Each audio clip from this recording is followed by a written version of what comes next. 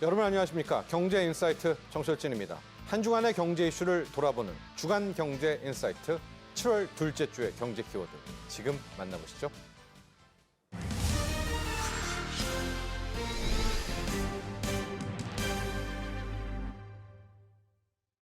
민생회복 소비 쿠폰 그 1차 지급 계획이 드디어 확정 발표됐습니다. 과연 내수 불씨를 살릴 수 있을지 기대가 되는데요. 자, 오늘은 이 핵심 내용과 기대 효과까지 자세하게 짚어보겠습니다. 이인철 참좋은 경제연구소 소장 함께합니다. 안녕하십니까? 네. 자, 정부가 민생회복 소비 쿠폰 1차 지급 계획을 발표했습니다. 1차라는 것을 들어보면 2차가 또 있겠다라는 생각도 갖게 되고 기사를 좀 읽어보시면은 좀 어렵고 복잡합니다. 오늘 저희와 함께 하시면서 세세하게 또 확실하게 알아가시기 바랍니다. 자, 설명 좀 시작 좀 부탁드리도록 하겠습니다. 그렇습니다. 이게 좀 쉽지가 않아요. 하나씩 가볼까요? 먼저 이제 당초 정부 안이 있었습니다. 최저 1인당 15만 원에서 최고 52만 원이었거든요. 근데 국회 논의 과정에서 최고 한도가 조금 올랐어요. 네. 최고 55만 원까지 받을 수가 있는데 말씀하셨던 것처럼 민생회복 소비 쿠폰은 두 차례 나눠서 지급이 됩니다. 우선 1차 계획인데요. 1차 지급은 2주 후 7월 21일부터 8주 동안 진행이 됩니다. 네. 일치 지급 대상이 6월 18일 기준 국내 거주하고 있는 전 국민이 대상입니다. 1인당 15만 원에서 최대 한 40만 원 가까이 소비 쿠폰이 지급이 되는데 여기서 조금 달라졌던 게 뭐냐. 이른바 서울, 경기, 인천 수도권 제외하고 이른바 비수도권 거주자들한테 3만 원, 1인당 3만 원을 추가 지급한다. 네. 이게 없었던 거였습니다. 예. 그리고 인구 소멸 위기를 겪고 있는 시군구 지역 84개 지역에 대해서 기존에는 2만 원이었는데 국회 논의 과정에서 5만 원으로 1인당 예. 확대가 됐습니다. 그리고 2차는 이제 9월 중에 구체적인 가이드라인이 나올 텐데요. 2차 소비 쿠폰은 전 국민 소득 하위 90%. 이 선별하는 작업이 좀 남아있기 때문에 여기는 이제 그 대상으로 해서 10만 원이 추가로 지급될 예정인데 그래서 1차, 2차를 합치게 되면 1인당 적게는 15만 원. 가장 적게 받는 사람, 네. 부자들 상위 10% 부자는 15만 원이고요. 일반 국민은 25만 원.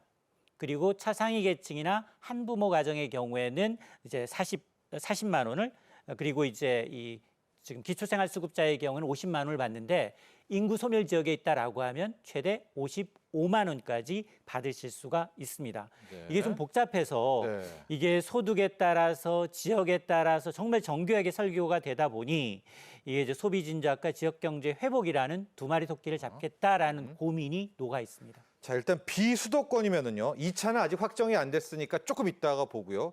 본인은 일단 3만 원은 추가로 확보를 했다라고 보시면 되겠죠. 맞습니다. 그런데 그 지역이 농어촌 인구 감소 지역인지 아닌지는 좀 더 봐야 되겠네요. 그럼 5만 원으로 될지 안 될지는? 이미 84개 시군구가 이제 나와 있기 확정됐나요? 때문에 예. 확정됐기 때문에 인구는 지난해 기준 소멸 인구가 이제 자연 증가하면 나타났기 때문에 네. 84개 시군구로 포함이 되어 있습니다. 그러니까 내가 살고 있는 것이 인구 소멸 시군구에 해당이 된다라고 하면 84곳. 기본적으로 예. 맞습니다. 기본적으로 5만 원을 추가로 받게 되고요. 예. 일단 1차 소비 쿠폰 신청은 7월 21일 오전 9시부터입니다. 그리고 마지막 날이 9월 12일 오후 6시까지 네. 온라인도 가능하고 오프라인 동시에 가능합니다. 예. 근데 신청은 누가 해야 되느냐? 기본적으로 개인이 신청한다라는 건데요. 다만 성인은 본인이 신청하지만 네. 미성년 자녀가 있다 그럴 경우는 세대주가 신청해서 받는 구조입니다. 네.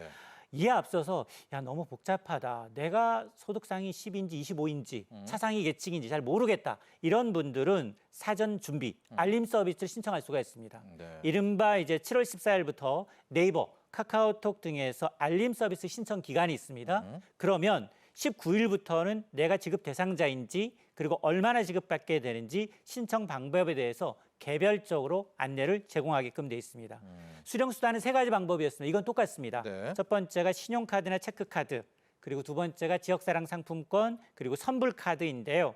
이 카드 같은 경우에는 본인 신용카드에 이제니까 카드사 홈페이지 앱이나 ARS를 통해서 또 지역사랑 상품권의 경우에는 지자체 누리집, 그 앱을 따라서 모바일 카드는 신청이 가능하고 나는 지류가 필요하다. 이런 경우에는 주민센터를 방문하셔야 되고요. 선불카드의 경우에도 관할 읍면동 주민센터에서 신청이 가능한데 바로 신청하면 다음 날부터 바로 지급되는 구조입니다. 네. 그래서 기존의 이제 포인트와는 좀 구별해서 사용하기 위해서 소비를 할 경우에는 기존 포인트가 보다도 이번에 지급된 포인트가 우선 차감되는 방식이고 사용한 결과가 문자나 앱을 통해서 잔액을 확인할 수 있도록 했습니다. 네, 저기 보면 온라인 신청이 지역사랑 상품권도 있잖아요. 맞습니다. 저 같은 경우에는 어떻게 되는 거죠? 앱으로 받는다 이런 건가요? 그렇죠. 맞습니다. 앱으로 들어오는 거죠. 지역사랑 네. 상품권의 경우에도 지자체 누리집이 따로 있고요. 앱에서 신청이 가능합니다. 거기에는 그렇죠. 모바일이나 카드형의 경우는 지자체나 누리 앱 가야 통해서 되고.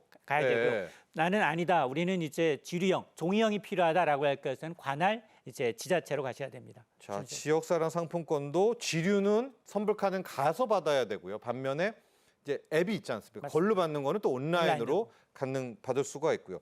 아까 신청할 때도 미성년자 자녀는 세대주가 대표를 할 수가 있는데 부모님도 아까 된다 안 된다 좀 있는 것 같아요. 부모님도 이 세대주가 신청할 수가 있겠죠. 좀 애매한가요? 지금 네. 거동이 불편한 그럼 부모님. 고령자시라면 지자체 등에서 직접 방문해서 신청받는 이른바 이제 찾아가는 신청 제도를 이용하시면 되고 예를 들어서 부모님이 연로하셔가지고 앱 같은 걸 이용하실 수 없다 예. 이런 경우에는 아마 위임장을 써서 자녀분이 대신해 줄 수도 있습니다. 예. 좀 복잡합니다. 예, 부모님이 좀 복잡하니까 그것도 꼭 체크를 하시면 될 것 같고요. 신청 요일도 또 나뉘게 되고요. 이 쿠폰 신청할 때 좀 주의사항도 되게 많은 것 같습니다. 맞습니다. 과거가 우리가 이런 이 국민재난지원금을 신청할 경우에 한꺼번에 이용자가 몰리면서 예. 혼선을 빚었던 사례가 있습니다. 그래서 이번에 온 오프라인 동시입니다. 신청 첫 주 7월 21일부터 25일 이때는 출생연도 끝자리 요일제가 적용이 됩니다. 어떻게 되느냐? 월요일자에는 출생연도 끝자리가 1과 6년도, 예. 화요일은 2와 7년에 끝난 사람, 수요일엔 3과 8, 그리고 금요일에는 5와 0, 0의 날짜가 이제 해당 연도에 이제 신청하시면 되는데 주말 토요일과 일요일은 모두 신청이 가능합니다. 그리고 2주 후부터는 자유롭게 신청이 가능한데요.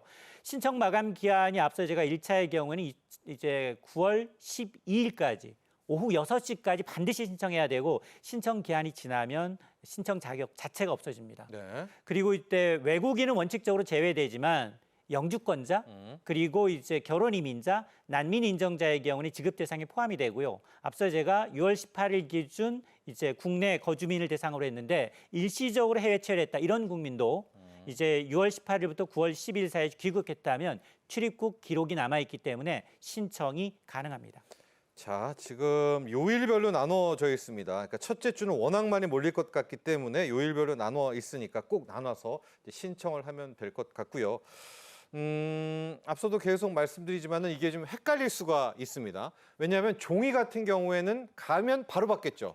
예. 그러나 이 신청은 입금이나 이런 걸로 하게 되면 다음 날, 예, 좀 나뉘기 때문에 당장 또 필요하신 분은 오프라인 현장을 가시면 또 될 것 같다. 이렇게 좀 구별할 수가 있겠고 사용처도 잘 아셔야 될 것 같습니다. 이것도 좀 기준이라든가 좀 명확하게 좀 이야기해 주시죠. 맞습니다. 이게 민생회복 소비 쿠폰의 취지는 예. 골목상권 해당 지자체에서 사용하고 그 지자체의 이제 경제 활성화를 좀 깨우고 있습니다. 그러다 보니 매출 회복과 이제 내수 회복에 이제 실질적으로 기여할 수 있도록 엄격하게 사용 가능한 업종 장소를 이제 제한하고 있습니다. 기본적으로 사용하는 원칙은 뭐냐? 주소지 관할, 내가 받은 주소지 관할 지자체에서 반드시 써야 합니다. 그러니까 이제 서울에서 거주하시는 분이라면 서울 시내에서 가맹점에서만 써야 하고요. 네. 경기도 거주자는 경기도 지역 내에서만 사용 가능한데 기본적으로 사용한 업장은 연 매출 기준 30억 원 미만. 네. 인 업종입니다. 식당, 주변 식당, 미용실, 뭐 안경점, 학원, 동네 마트 대부분 가능합니다. 네. 그런데 좀 헷갈리는 게 편의점, 네. 커피숍, 생활용품 전문점 네. 이런 곳은 직영점이 있고 네. 가맹점이 있거든요. 직영점은 본사, 대기업 계열 직영사이기 때문에 사용이 안 됩니다. 네. 그런데 이제 가맹점은 개인 사업자입니다. 이제 소상공인 사업자 대출을 내서 했던 소상공인이기 때문에 네. 사용 가능합니다. 예를 들어서 이제 스타벅스의 경우는 100% 전부 본사가 직영하고 있거든요. 그러니까 스타벅스에서는 사용할 수가 없다라는 얘기이고 또 이제 예외적으로 산간 지방에는 편의점도 없고 마트도 없고 슈퍼가 없는 곳이 있어요. 그런 산악 지방의 경우에는 예외적으로 농협 하나로마트에서도 백스물 5곳에서도 이용이 가능합니다. 그러나 기본적으로 보면 대형마트, 백화점, 온라인 쇼핑몰, 배달앱 전부 다 안 되는 게 기본이고요. 네. 배달앱의 경우에는 정말로 네. 이제 지금은 온라인으로 선결제하지만 후결제 음식을 받을 때 해당 음식점 사장님이 사용하고 있는 단말기를 가져와서 현장에서 결제하는 경우만 예외적으로 인정을 받고 있고 이외에도 뭐 유흥업소라든가 복권방, 오락실과 같은 사행업종, 귀금속 판매점의 경우에는 결제가 좀 불가능한데요. 네. 주의하셔야 될 게 있어요. 1차, 2차 기한이 있습니다. 네. 11월 말까지 넉 달 동안 이용 가능합니다. 그러니까 2차는 9월에 나오기 때문에 사실상 두 달 정도 되게 내서 촉박하죠. 촉박합니다. 기한 내에 사용하지 않으면 전액 국고로 환수됩니다. 네, 저 표를 한번 한 번 더 볼까요? 가능업종, 식당, 의류, 미용실, 프랜차이즈 가맹점입니다. 약국도 가능하고요. 그러나 막 연매출 30억이 넘는 곳은 안 된다고 하겠죠, 그곳에서? 맞습니다. 예. 아니 소비자가 연매출 30억인지 저기가 저 병원이, 가맹점인지 예. 직영인지를 잘 모르잖아요. 예. 그러니 정부는 지금 소비 쿠폰 사용 가능한 매장을 별도의 안내 스티커를 부착할 스티커. 예정이다라고 밝히고 있습니다. 저기 지금 저희도 표를 준비했죠. 저 스티커가 일단 있어야 돼요. 됩니다. 맞습니다. 예. 하고 되게 급하다는 거, 11월 말까지 1, 2차 모두 써야 된다는 것도 꼭 기억하시기 바랍니다. 자, 이제 1차, 2차 합치면 50조 정도가 되고요. 이 시기가 11월 말에다 쓰기 때문에 추석과도 또 시즌이 맞물린단 말입니다. 한국은행은 또 금리 인하를 어느 정도 지금 뭐 천명하고 있고 물가 쪽에 대한 불안, 물가 대책이 좀 많이 세워져야 될 것 같은데요. 맞습니다. 지금 6월 소비자 물가가 1년 전에 비해서 2.2%로 다시? 재차 네. 2%대로 반등을 했습니다. 네. 우선 이제 최우선 과제가 사실 먹거리 물가 중심 그리고 이제 가공식품 물가가 너무 많이 뛰고 있다라는 얘기인데요. 5월 소비자 물가 지수가 1.9%였는데 한꺼번에 한 달 만에 0.3%포인트가 높아졌는데 그 이유가 바로 석유류 가공식품 가격이 오른 데다 농산물 가격 하락폭이 좀 줄었기 때문입니다. 이재명 대통령이 직접 언급했던 라면 값이 네. 무려 6.9%나 뛰었습니다. 네. 이게 2023년 9월 이후 21개월 만에 가장 높았고요. 수산물 가격도 동반 상승을 하고 있는데 고등어, 조기, 오징어 가격이 크게 올랐습니다. 네. 정부는 일단 농축수산물 할인 혜택, 또 할당 관세를 더 확대하는 방안, 또 바가지 요금을 단속하고 또 이제 이 가공식품 업체들과의 이제 협의를 통해서 생활물가 관리에 총력을 기울이겠다라는 방침인데요. 말씀하셨던 것처럼 이제 추석 연휴 가장 수요가 많은 철이고 네. 그리고 연말 들을수록 이제 이 지금 소비 쿠폰이 풀리는 효과, 유동성 효과가 있기 때문에 아마 소비 진작과 물가 안정이 좀 조화를 이루면서 민생이 좀 실현될 수 있도록 정밀하게 정말 신속한 물가 관리 대책이 좀 추진돼야 되는 상황입니다. 자, 생활 물가 부분에 대한 대책도 정부가 또 준비하고 있으니까요. 나오는 즉시 저희가 여러분께 소개를 해드리도록 하겠습니다. 자, 결과적으로 저희가 이번에 이렇게 추경도 하고 또 하는 이유 중에 하나가 바로 마중물 효과입니다. 자, 소장님, 정말 이제 큰돈 풀리는 만큼 정교하게 우리 경제 성장률을 끌어올리는 쪽으로 긍정적인 효과를 내야 될 겁니다. 어떤 보완책, 어떤 점들도 유의하게 우리가 끝까지 가야 될까요? 맞습니다. 정부의 추정대로 이번 추경을 통해서 우리가 이제 1%대로 성장률이 가야죠. 올라간다 하더라도 잠재 성장률을 크게 밑도는 이 저성장이 상당히 이제 고착화되고 있다라는 얘기인데요. 기본적으로 저출산 고령화 등 이제 노동력 부족 현상, 이 구조적인 이제 한계를 고려하게 되면 중장기적인 성장 전략이 반드시 좀 필요해 보입니다. 우선 이제 미래 먹거리에 대한 AI라든가 디지털 전환과 같은 첨단 산업을 유도하고 특히나 구조 개혁을 통해서 기업들이 미래 산업에 대한 투자를 확실히 할 수 있도록 유도하는 전략이 좀 필요하고요. 예. 또 인구 절벽 시대입니다. 노동력 확충을 위해서 지금 뭐 여성, 청년, 고령층에 대한 경제 활동 참여를 좀 적극적으로 독려할 필요가 있어 보이고, 그러나 복지의 지속성을 위해서 뭐 국민연금과 같은 3대 연금 개혁을 비롯해서 교육 그리고 의료, 정치 개혁이 좀 서둘러져야 되고요. 이렇게 단기 대응도 필요합니다만 단기 이제 재정을 풀어서 경기를 부양하는 마중물 효과도 필요합니다만 궁극적으로 잠재 성장률을 높이는 이제 예. 국가의 어떤 전략 마련에 더욱더 속도를 내야 할 것으로 보입니다.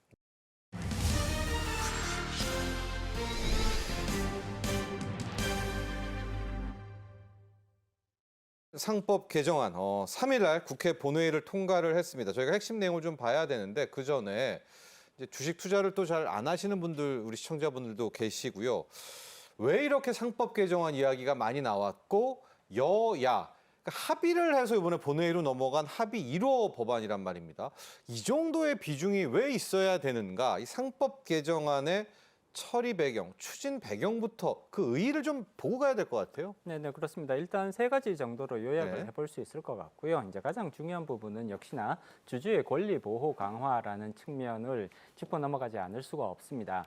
코로나19, 2022년에 코로나19가 이제 발생을 하고 직후에 주가가 급락했다가 급등하는 과정에서 엄청나게 많은 개인 투자자들이 주식 시장에 이제 유입이 되죠. 맞아요. 그래서 지금 주식 투자 인구가 1,400만 명을 넘어서고 있다라는 통계들이 나오고 있습니다. 이렇게 많은 수의 주식 투자 인구들이 이제 현재 유지가 되고 있는 상황이고 주식 시장에 대한 관심도는 그 어느 때보다도 더 높은 수준이라고 볼 수가 있습니다.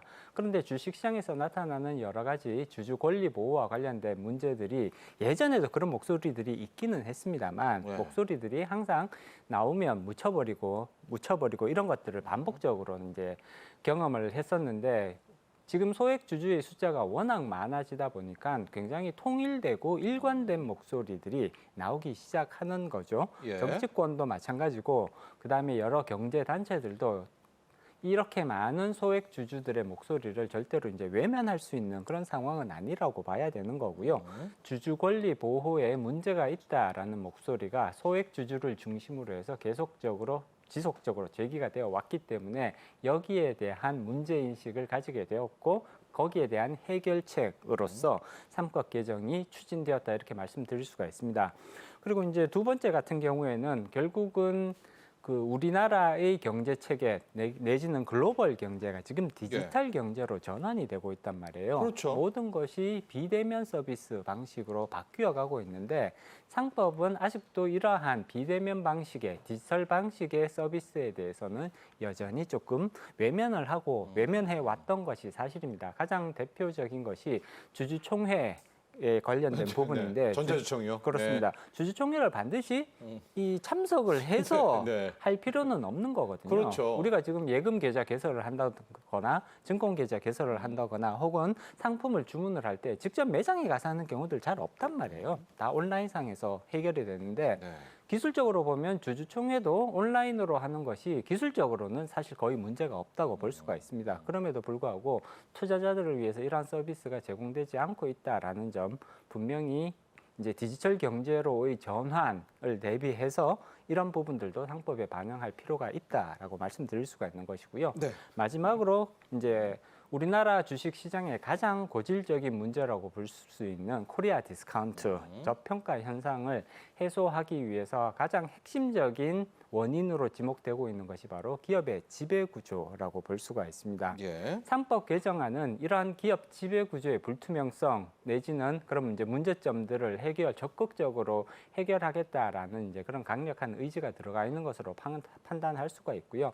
이러한 지배 구조를 개선시킴으로써 우리나라 주식 시장이 가지고 있는 고질적인 저평가 상태를 해소하겠다. 이런 것들이 상법 개정에 굉장히 중요한 배경으로 작용하게 되는 것이죠. 네, 알겠습니다. 이게 말 그대로 상법 개정이니까 뭔가가 바뀌거나 새로 들어왔다는 건 아니겠습니까? 전반적으로 한번 브리핑을 해 주시고 저희가 하나씩 뜯어가 보려고 하거든요. 크게 먼저 한번 설명을 해 주십시오. 뭐가 우리가 꼭 알아둬야 될까라고 한다면 어떤 것도 우리가 좀 열거할 수 있을까요? 일단 이번 상법 개정안에서 가장 중요한 내용은 크게 네 가지로 요약을 예. 해볼 수가 있습니다. 가장 많이 관심을 받고 있는 부분이 이사의 충실 의무를 기존의 기업으로부터 주주까지 확대하는 내용이 포함되었다. 가장 중요한 내용 중에 하나라고 볼 수가 있고요. 예. 그리고 기존에 사회이사라고 불리던 그런 이제 이사회 멤버들이 네. 있는데 사회이사의 명칭을 독립이사로 바꾸게 되었고 네. 단순히 명칭만 바꾸는 것이 아니라 사회이사의 이제 비율 기존에는 3분의 1까지 사회이사를 네네. 뽑도록 그렇게 예, 되어 있었, 예. 4분의 1까지 예. 뽑도록 되어 있었는데 이것을 3분의 1까지 증가시키는 이제 그런 내용들이 포함되어 있었고요. 그다음에 전자주주총회의 집행을 의무화시키는 내용. 물론 모든 상장 기업에 대해서 다 의무화시키는 것은 아닙니다만 일정 기준을 가지고 그 이상 되는 기업들에 대해서는 전자주주총회를 의무화시키는 내용 들어가 있고요. 마지막으로 짚어볼 필요성이 있는 것이 3% 룰의 도입입니다. 감사위원회 선임에 있어서 최대 주주 플러스 특수관계인들의 지분율을 최대 3%까지만으로 제한하는 내용, 이렇게 크게 4가지가 이번 상법 개정안의 핵심적인 사안이라고 볼 수 있습니다. 네, 자 하나씩 들어가 보도록 하겠습니다. 왜냐하면 하나가 좀 어려울 수 있어가지고요. 조금 저희가 자세하게 설명을 해드리도록 하겠습니다. 자, 박사님 첫 번째부터 가도록 하겠습니다. 이사의 충실 의무 확대. 기업에서 전체 주주로 바뀌었다. 이게 뭘 의미하는 건가요? 네, 기존 상법에서는 그 이사의 충실 의무를 기업에 대해서 충실 의무를 가진다라고 예. 규정을 하고 있습니다. 이사는 회사를 위해 의무를 충실하게 수행해야 된다라는 것이 기존 상법의 내용이었죠. 근데 이것이 어떻게 바뀌느냐 하면 이사는 회사 및 주주를 위해서 직무를 충실하게 수행해야 된다라고 바뀌었고요. 그리고 거기에 부가적으로 이사는 총 주주의 이익을 보호하고 전체 주주의 이익을 공평하게 대우해야 한다라는 내용이 신설되었습니다. 예. 예전 같은 경우에는 이사들이 주주 개개인의 이해관계까지를 고민을 해서 경영 의사 결정을 내릴 필요가 전혀 없었죠. 그러다 보니까 무슨 문제가 생겼냐 하면 사실 우리나라는 경영과 소유가 일치되는 그런 기업군들이 많습니다. 그러다 보니 대주주의 이해관계가 우선적으로 고려되는 그런 상황들이 이사회에서 크게 제지 없이 통과가 되어버린 그런 네. 사례들이 많았거든요. 이런 것들이 결국은 소액주주의 피해로 이어질 수 있다라는 지적들이 많이 제기되면서 네. 회사의 이익뿐만이 아니라 주주 전체의 이익이 평등하게 보호될 수 있는 그런 조항이 만들어져야 된다라는 지적들이 계속해서 이어져 왔고요. 예. 그러다 보니 이사들은 회사의 이익만을 존중하는 것이 아니라 주주 전체, 대주주뿐만이 아니라 소액주주까지 전체 주주의 이익을 공평하게 고려를 해서 경영 의사 결정을 내려야 한다라는 기준이 상법에 추가되게 된 것이죠. 저거 되면 물적 분할 못 합니까, 이제는? 물적 분할 같은 경우에는 굉장히 이제 많은 제약이 발생할 가능성이 높아진다고 볼 수가 있습니다. 물론 단순히 물적 분할을 하는 것만 놓고 본다면 한다 못 한다는 아니지만. 예. 여전히 물적 분할은 할 수 있다고 봐야 됩니다. 근데 기존에 물적 분할이 문제가 됐다라기보다는 물적 분할을 한 이후에 모 회사가 상장되어 있는 상태에서 물적 분할된 자회사가 또다시 상장되는 이런 상황이 중복 상장이 문제가 되었던 거거든요. 네. 그렇기 때문에 향후 중복 상장 당연히 이사회의 의결 사항이죠. 중복 상장과 같은 그런 경영 의사 결정을 내리게 될 때는 대주주의 이해관계뿐만이 아니라 소액주주의 이해관계들까지 동시에 감안해서 중복 상장을 할지 말지를 결정해야 되기 때문에 이사회에 더 큰 책임이 주어진다라고 말씀드릴 수가 있죠. 감사 선임의 3% 룰. 이것도 당초에는 야권에서 야당이 좀 반대를 했었는데 합의가 됐습니다. 감사 의결 3% 룰. 이것도 설명 부탁드립니다. 네, 감사위원을 선출을 할 때 대주주 및 이제 특수관계인의 지분율을 합쳐서 합산을 해서 최대 3%까지만 허용하겠다라는 것이 바로 이제 3% 룰입니다. 기존 같은 경우에는 이제 그 감사위원 같은 경우에 사내 이사가 감사위원이 되는 경우가 있고요. 예. 사회 이사가 감사위원이 되는 경우가 있는데 사내 이사들에 대해서는 이미 3% 룰이 적용되어 왔습니다. 그래서 사내 이사를 감사위원으로 선임하는 경우라면 대주주 플러스 특수관계인의 지분을 모두 합쳐서 최대 3%까지만 적용을 해왔었거든요. 근데 사회 이사를 감사위원으로 선임하는 경우에는 사회 이사는 대주주 플러스 특수관계인 이렇게 합쳐서 보는 것이 아니라 각각의 주주에 대해서 개별적으로 3% 룰을 적용을 해왔던 거거든요. 그러니까 예를 들어 특수관계인이 예를 들어 한 10명쯤 된다. 그렇게 되면 각각이 3% 룰이 적용이 되는 거니까 합산을 하면 30%가 되는 꽤 거잖아요. 되겠네요. 그렇죠. 네. 그렇기 때문에 네. 여전히 사회 이사를 감사위원으로 선임하게 될 때는 굉장히 강력한 영향력을 행사할 수 있다. 이런 이제 문제점들이 지적이 되어 왔고요. 그래서 사회이사를 감사위원으로 선임하는 경우에도 대주주 플러스 특수관계인의 지분율을 합산해서 최대 3%까지만 인정을 하겠다라는 것이 이번에 개정된 상법의 주요 내용입니다. 네. 여당은 계속해서 추가 상법 개정을 이야기하고 있습니다. 당장 7월 임시국회에서는 집중투표제 또 분리선출, 감사위원 확대 등이 될 것 같고, 자 9월 정기국회 때는요. 이 모든 상법 개정안의 마지막 밸류업의 끝판왕으로 불리는 자사주 의무 소각, 원칙적인 자사주 소각이 들어갈 수 있다. 이걸로 오늘 좀 마지막 설명을 부탁드려야 될 것 같습니다. 지금 9월 정기국회에서 이번에는 안 됐습니다. 상법 개정에서 자사주 의무 소각 이야기가 시장에 빠르게 확산되고 있고 관련주들은 주가가 폭등하고 있습니다.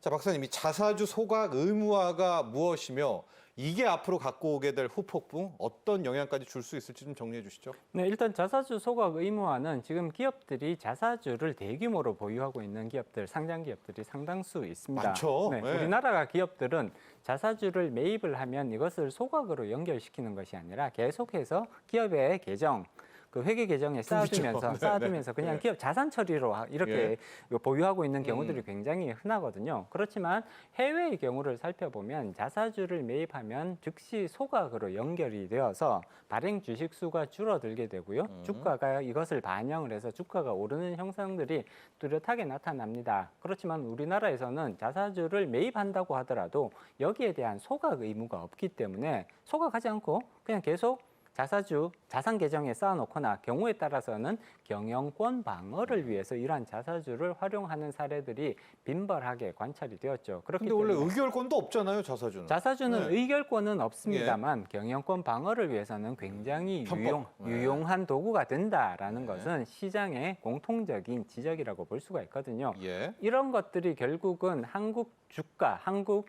기업들에 대한 저평가로 이어진다라는 비판들이 지속적으로 제기가 되어 왔고요.